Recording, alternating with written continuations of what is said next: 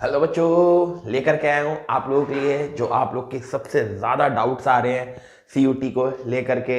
Actual बच्चों, कई बच्चों के दिमाग में तो ये आ रहा है, सर ये क्या बवाल आ गया है, सर कैसे होगा, क्या होगा, क्या है ये सर। एक्चुअल बच्चों कुछ नहीं है, कुछ भी नहीं है। बस एक ये हो गया है कि आज से लगभग 3 साल पहले, 2 साल पहले, आज से इस साल पहले क्या हो रहा था कि भाई हम लोग के नंबर्स के बेसिस पर, ट्वेल्थ के मार्क्स के बेसिस पर आप लोग को यूनिवर्सिटीज डिसाइड की जाती थी, मेरिट लिस्ट गिराई जाती थी। अगर किसी भी बच्चे की उस मेरिट लिस्ट में नंबर आ रहा है तो वो सिलेक्टेड है, अदरवाइज वो सिलेक्टेड नहीं है। यही सारी चीज़ें होती थी। अब क्या हो गया है कि हमें गवर्नमेंट ने एक और चांस दिया है कि भाई जिन बच्चों की अगर मे बी कभी 12th क्लास में अच्छी परसेंटेज नहीं बन पाई तो वो एक CUET एग्जाम कंडक्ट कर सकते हैं, कर सकते हैं और कर सकते हैं।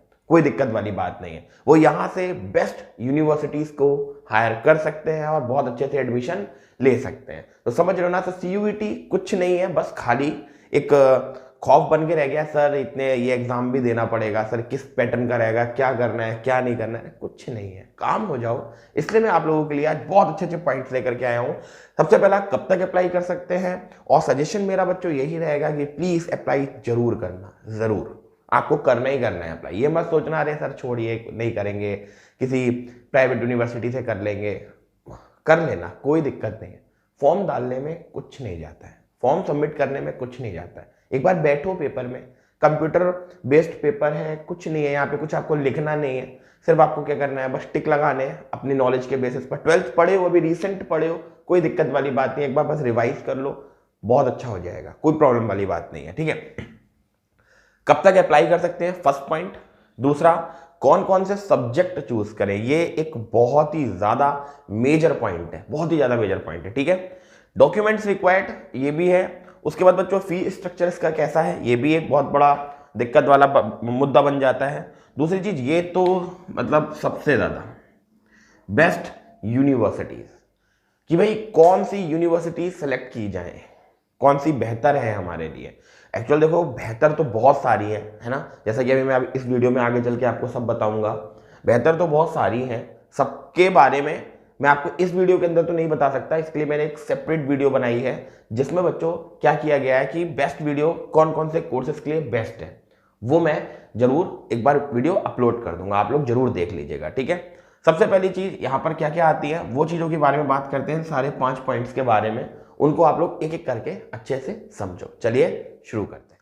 हाँ तो बच्चों, पहला जो पॉइंट है वो सबसे इंपॉर्टेंट है कि कब तक अप्लाई कर सकते हैं। एक्चुअल बच्चों, जो हमारा CUET एग्जाम था ये 9th ऑफ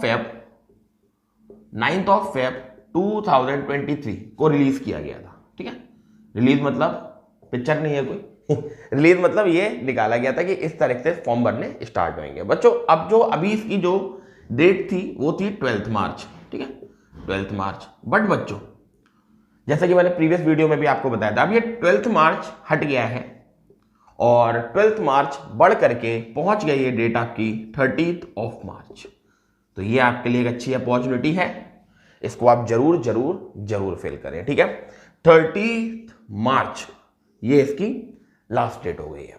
मे भी हो सकता है 1-2 दिन बढ़ जाए, लेकिन आप, मुझे नहीं लगता कि अब ये इंक्रीज होगा। ठीक है, तो 30th ऑफ मार्च तक आप भर सकते हैं। अच्छा, फिर इसमें खास बात बहुत बढ़िया है, इसमें आपको करेक्शन फॉर्मेट दिया है। समझ रहे हो आप बात, तो करेक्शन फॉर्मेट ये एक बहुत बढ़िया चीज है। करेक्शन फॉर्मेट का मीन्स यहां पर ये हो जाता है कि मे बी आपसे कोई फॉर्म में गलती हो जाए, मे बी, तो आपको लगभग 1 से लेकर 3rd मार्च तक, ओ अप्रैल तक, सॉरी बच्चों, अप्रैल तक आप अपने फॉर्म को अच्छी तरीके से रिकरेक्ट कर सकते हैं, करेक्ट कर सकते हैं। ये एक इसमें बहुत अच्छी अपॉर्चुनिटी है कि आपका पैसा वेस्ट नहीं होगा। अरे सर गलत भर गया, गलती हो गई सर मेरे से, नहीं। इस बार क्या किया है इन लोगों ने कि भाई बच्चों के लिए एक करेक्शन उन्होंने मार्जिन भी निकाला है ताकि बच्चों को किसी प्रकार से कोई प्रॉब्लम ना हो। ठीक है, तो ये चीज है कि भाई कब तक अप्लाई कर सकते हैं। तो आप 9th ऑफ फेब से ये रिलीज हुआ था, 12th मार्च लास्ट डेट थी, अब एक्सटेंड हो चुकी है 30th ऑफ मार्च। आप भरिए इसको बहुत बढ़िया तरीके से और अच्छे से भर के अपने 12th पेपर समाप्त होने के बाद उसके बाद आप प्रैक्टिस कर सकते हैं। क्योंकि मैं यहीं पे इसकी एक चीज बता देता हूं कि पेपर डेट इसकी क्या होगी, मैं आपको बता देता हूं। पेपर डेट जो है इसकी बच्चों बहुत टाइम दिया उन्होंने, 21 मई से अप्रॉक्स उन्होंने बोला है 31 ऑफ मई तक।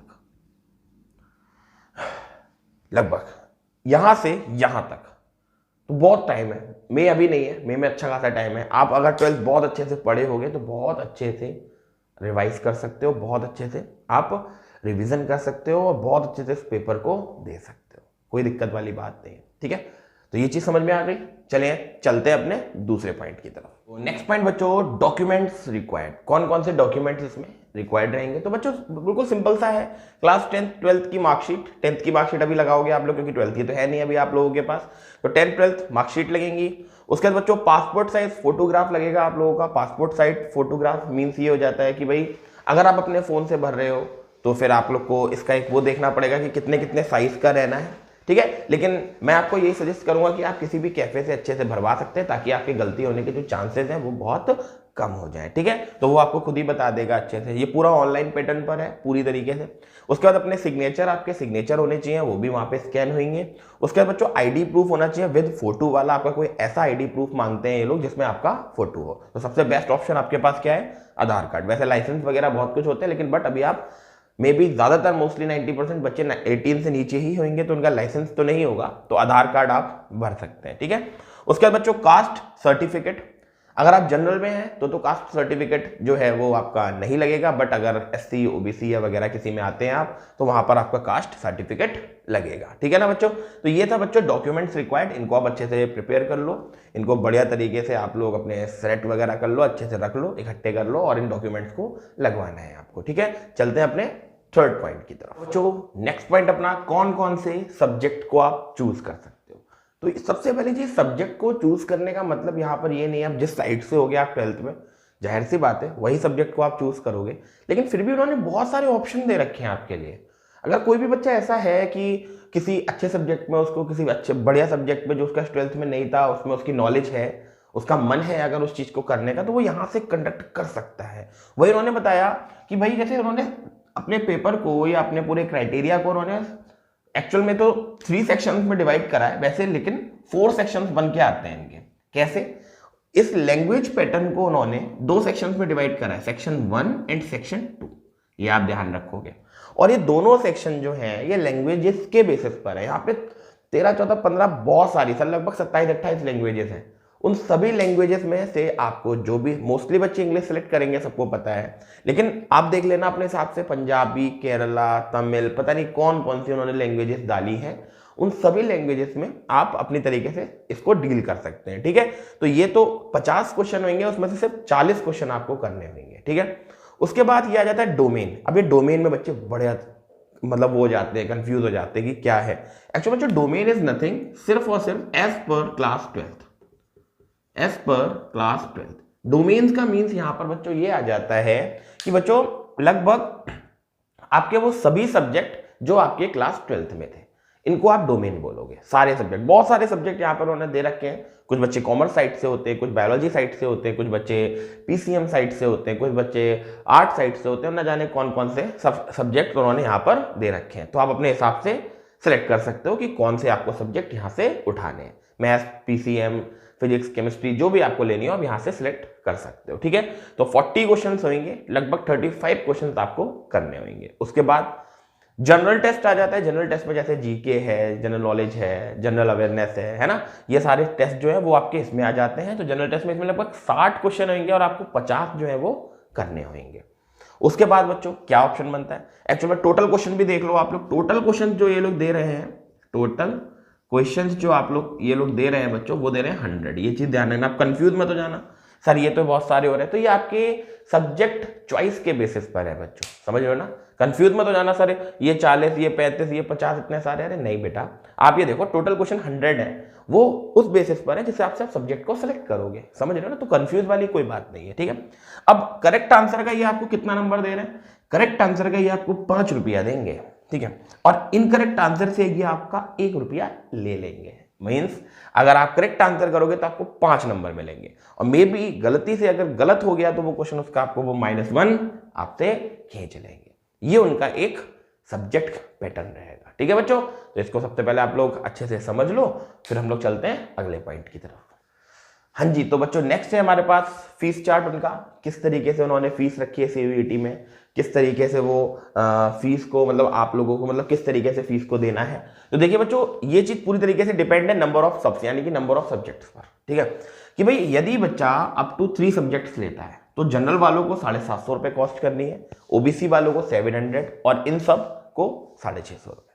उसके बाद बच्चों बात आती है अप टू 7 सब्जेक्ट। तो मैं आपको यही कंसिडर करूंगा बच्चों, मेरी एडवाइस यही रहेगी आपके लिए कि आप अप टू 7 सब्जेक्ट्स को सिलेक्ट करो। भले कॉस्ट थोड़ी सी ज़्यादा हो जाती है बट बच्चों ये बेस्ट है आपके लिए, ऑप्शंस ज़्यादा हो जाते हैं, आपके जो दरवाजे हैं ना बहुत ज़्यादा खुल जाते हैं, मीन्स रास्ते बहुत ज़्यादा हो जाते हैं, ठीक है। तो ये बहुत इंपॉर्टेंट है। अप टू 7 मतलब तो 5 सब्जेक्ट या 3 सब्जेक्ट, वो 5 सब्जेक्ट या 6 सब्जेक्ट तो लो ही लो, ठीक है।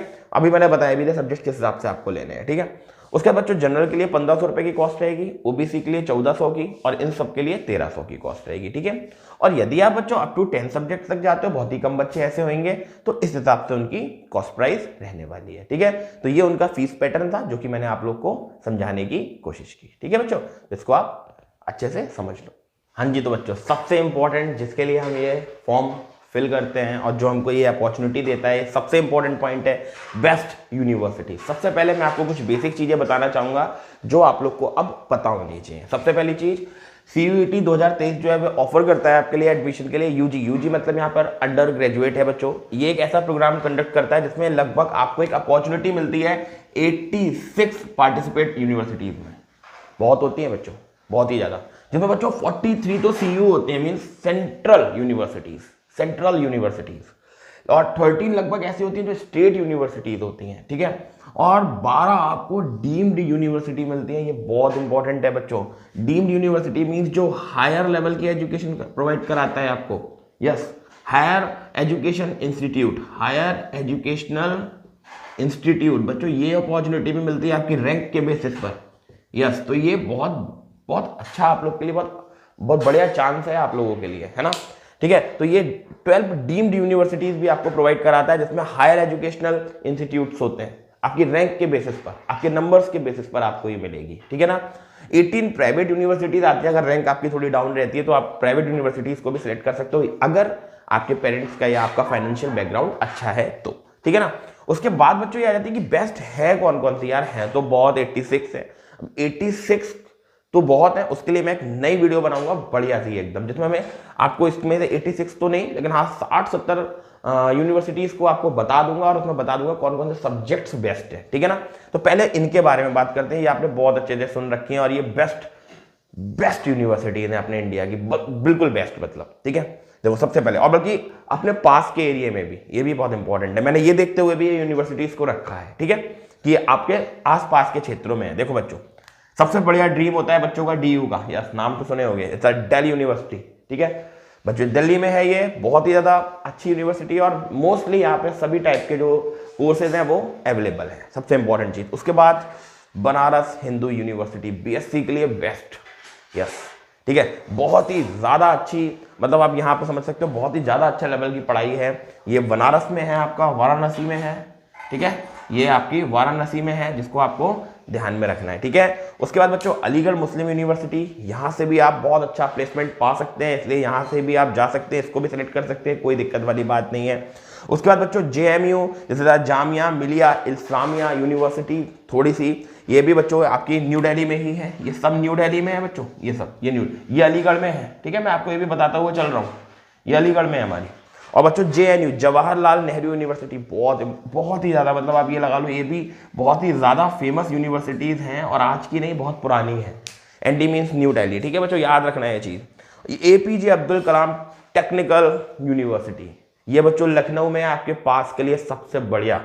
AKTU लखनऊ में है बच्चों ये, ठीक है, ये लखनऊ में है हमारी AKTU, ये भी बहुत ही ज़्यादा अच्छी यूनिवर्सिटी है, आप नाम तो जानते ही हो। उसके बाद बच्चों सेंट्रल यूनिवर्सिटी ऑफ गुजरात, अगर आप थोड़ा सा दूर जा सकते हो तो ये यूनिवर्सिटी भी आप सेलेक्ट कर सकते हो, कोई दिक्कत वाली बात नहीं है। तो ये कुछ चीज़ें ऐसी थी जो मैंने आपको बताई CUET से रिगार्डिंग, जो आपको जानना बहुत ज़रूरी थी। किसी भी पेपर को आप अगर देते हो तो उसके बारे में थोड़ी सी नॉलेज रखना हमें ज़रूरी होता है, ठीक है ना बच्चों। तो इसको बहुत अच्छे से आप लोग प्रिपेयर करना और फॉर्म जरूर डालना फॉर्म, ठीक है, कुछ नहीं होता, फॉर्म डालो बढ़िया तरीके से, एक अवेयरनेस आती है फॉर्म देख करके, फॉर्म मतलब पेपर को देख करके जनरल अवेयरनेस आती है, आपको पता लगता है कि आपको कितना आता है, वो बहुत इंपॉर्टेंट चीज़ है, ठीक है। बाकी साइडें बहुत सारी खुली हैं, आप जो चाहें वो कर सकते हैं, आपके पास पूरी फ्रीडम होती है, ठीक है ना बच्चों। तो बहुत अच्छे से बढ़िया तरीके से तैयारी कीजिएगा, बढ़िया तरीके से, नर्वस बिल्कुल नहीं होना है, जो अच्छा लगे सिर्फ वो कीजिए, ठीक है बच्चों। ऑल द बेस्ट बच्चों।